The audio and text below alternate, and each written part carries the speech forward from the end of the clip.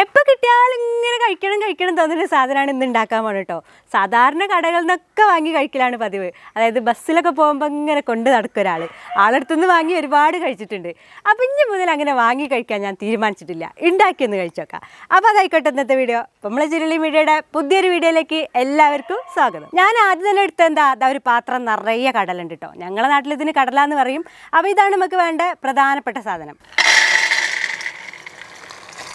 ഈ കടല ഞാൻ നല്ലോണം ചേറി പെറുക്കിയൊക്കെ വെച്ചതാണ് കേട്ടോ. എന്നാലും ഇതിൽ അവിടെ എങ്ങാനും ഒന്ന് ഇതേപോലത്തെ കേട് വന്നൊക്കെ ഉണ്ടാവില്ലേ, അത് നമുക്ക് എടുത്ത് ഒഴിവാക്കണം. അത് ഒഴിവാക്കിയില്ലെങ്കിൽ എന്താ അറിയോ, നമ്മൾ ഉണ്ടാക്കുമ്പോൾ ആ ഒരു സാധനം ഇങ്ങനെ കടിക്കുമ്പോഴുണ്ടാവും ഒരു വെറുപ്പിക്കൽ, ഒരുമാതിരി ഒരു ചൊയല്ലേ അത്. അപ്പോൾ അതൊന്നും നമുക്ക് വേണ്ട, നല്ലത് മാത്രം മതി നമുക്ക്. ഒരു സ്പൂൺ നന്നായിട്ട് ചതച്ച് വെച്ച വെളുത്തുള്ളിയാണ് കേട്ടോ ആദ്യം തന്നെ ഞാൻ ചേർത്തത്. കാശ്മീരി മുളക് പൊടി 1.5 സ്പൂൺ ചേർക്കണം കേട്ടോ. ഇപ്പം അത്രേ ചേർക്കുള്ളൂ, ഞാൻ കുറച്ച് കഴിഞ്ഞിട്ട് വീണ്ടും ചേർക്കും. ഇനി ഒരു സ്വല്പം മഞ്ഞൾപ്പൊടി, പാകത്തിന് ഉപ്പും കൂടി ഇങ്ങനെ വിതറിയിട്ട് മൊത്തത്തിൽ ഒന്നായിട്ട് ഇങ്ങോട്ട് കുഴച്ച് കൊടുക്കുക. നമ്മൾ വെള്ളമൊന്നും ചേർക്കണില്ല കേട്ടോ. അപ്പം എൻ്റെ കയ്യിൽ തന്നെ ഒരു വെള്ളമയം ഉണ്ട്, അതായത് നമ്മൾ ആ വെളുത്തുള്ളിത്തെ വെള്ളമാണ്.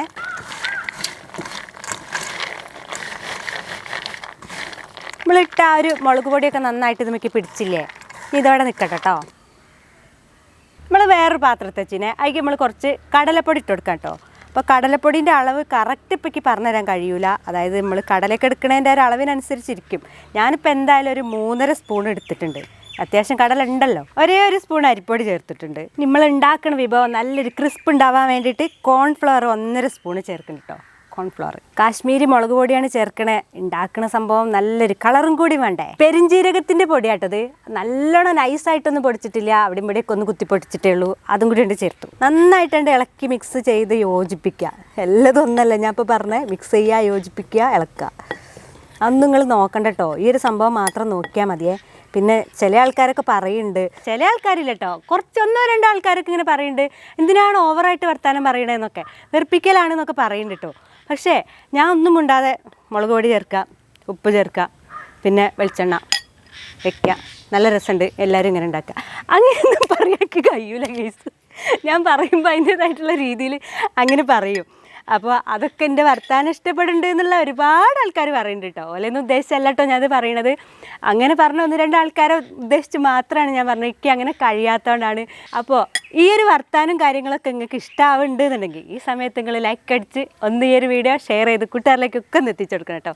അവരും കൂടി കണ്ടോട്ടെ നമ്മൾ എന്താ ഉണ്ടാക്കണേന്നുള്ളത്. കടലയിലും നമ്മൾ ആവശ്യത്തിന് ഉപ്പിട്ടിട്ടുണ്ട് കേട്ടോ. അപ്പോൾ ഈ ഒരു പൊടിക്ക് കുറച്ചൊരു ഉപ്പ് വേണ്ടേ, അതിപ്പോൾ ഇട്ട് കൊടുക്കണേ. എന്നിട്ട് വെള്ളം തളിച്ച് മിക്സ് ചെയ്യണം. ഇനി കൂടുതലാവരുതേ, തളിച്ച് കൊടുക്കുക.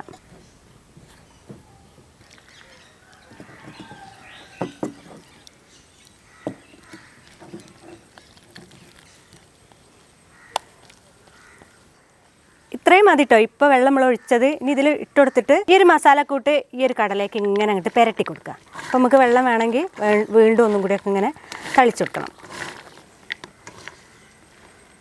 കുറച്ച് കായത്തിൻ്റെ പൊടിയും കൂടി ഒന്നിങ്ങനെ കൊടുക്കട്ടെ. നമുക്ക് പാറിപ്പിച്ച് കൊടുക്കുകയൊക്കെ പറയില്ലേ, അതേപോലെ മതി. കുറച്ച് മതി, കൂടുതലായ ഒരു കയ്പ്പ് വരും. ഈ സമയത്ത് ഉപ്പുണ്ടോ നോക്കണേ. ഉപ്പ് കുറഞ്ഞാൽ നമുക്ക് പിന്നെ ഒന്നും ചെയ്യാൻ കഴിയില്ല. അപ്പോൾ അതാ മസാലയിലൊക്കെ നല്ലോണം പൊതിഞ്ഞ് നിൽക്കണ കടല ഉണ്ടല്ലേ. അപ്പോൾ ഇതാണ് ഞാൻ ഉണ്ടാക്കാൻ പോണേ മസാലക്കടല. അപ്പം ഇനി നേരം കളയാല്ല, ഇത് വേഗം പൊരിച്ചെടുക്കണം. അപ്പോഴാണ് ഒറിജിനൽ മസാലക്കടലയാവുക. ചട്ടി അടുപ്പത്ത് വെച്ചിട്ടുണ്ട്. സൺഫ്ലവർ ഓയിലിൽ പൊരിച്ചെടുക്കട്ടെ നമുക്ക്. എണ്ണയൊക്കെ നല്ലോണം ചൂടായിട്ടോ. ഫസ്റ്റ് തന്നെ നമുക്ക് കുറച്ച് കറിവേപ്പിലാണ്ട് കോരി മാറ്റി വെക്കുകയാണ്. ഞാൻ ഒന്ന് മൂത്തോട്ടെ. ഇനി മസാല പുരട്ടി വെച്ചിട്ടുള്ള കടല പൊരിച്ചെടുക്കാം.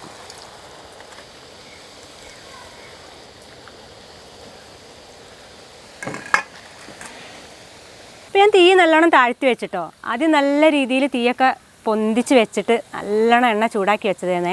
ഇനി സാവധാനം കിടന്ന് മൊരിഞ്ഞ് കിട്ടണം നമുക്കത്.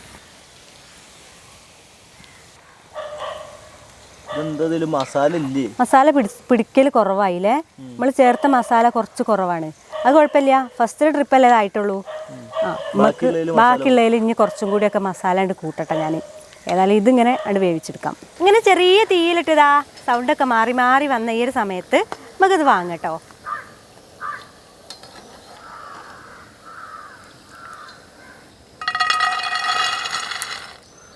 എന്താല്ലേ വീണ്ടും ചട്ടി ഒന്ന് ചൂടായിക്കോട്ടെ കേട്ടോ. അപ്പോഴേക്ക് ഞാൻ അടുത്ത ട്രിപ്പ് സെറ്റ് ആക്കിയിട്ടുണ്ട് കേട്ടോ. ഒന്നും കൂടി മസാല ഇതിൻ്റെ മുകളിൽ പിടിച്ചിട്ടില്ല എന്നാണ് മനു പറഞ്ഞത്. അപ്പോൾ ഒന്നും കൂടിയൊക്കെ മസാല പിടിക്കാൻ വേണ്ടിയിട്ട് നമ്മൾ ആദ്യം ചെയ്ത പോലെ തന്നെ മാറ്റങ്ങളൊന്നുമില്ല. അപ്പോൾ ആ ഒരു പൊടി വീണ്ടും ഇട്ടിട്ടുണ്ട്.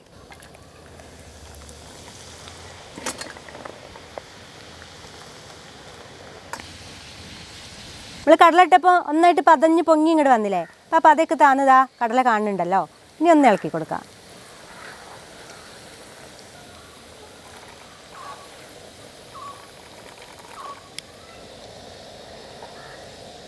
അങ്ങനെ ഇതാ ഫുള്ളായിട്ടോ.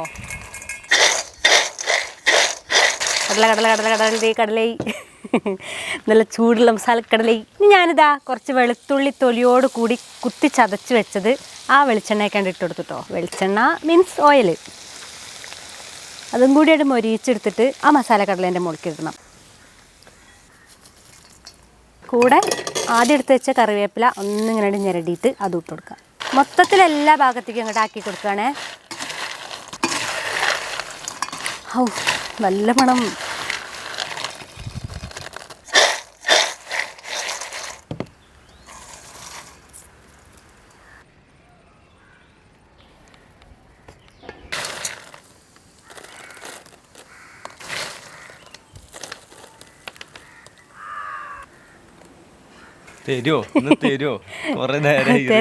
തരാ അതതിന്റെ രീതി തന്നെ ആയിക്കോട്ടെ എന്ന് വിചാരിച്ചിട്ടാ.